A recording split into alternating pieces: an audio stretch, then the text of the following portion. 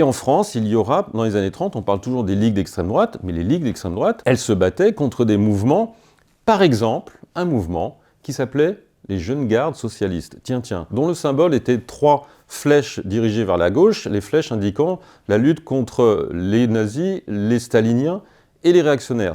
Quel est le logo de Jeunes Gardes de Raphaël Arnaud aujourd'hui? 3 flèches dirigées vers la gauche. Et je peux vous dire que les méthodes des Jeunes Gardes socialistes dans les années 30, c'était les mêmes que les méthodes de l'Action française, du Parti social français, des jeunesses patriotes, de toutes les ligues nationalistes. Pour renverser la bourgeoisie, il faut être violent, il faut même rejeter tout ce qui n'est pas, nous, révolutionnaires, dans le camp des réactionnaires, des nazis, des fascistes. Je vous rappelle qu'Aragon, un jour, écrit un poème qui s'appelle Le Front Rouge, je crois. Feu sur Léon Blum, feu sur les ours de la social-démocratie.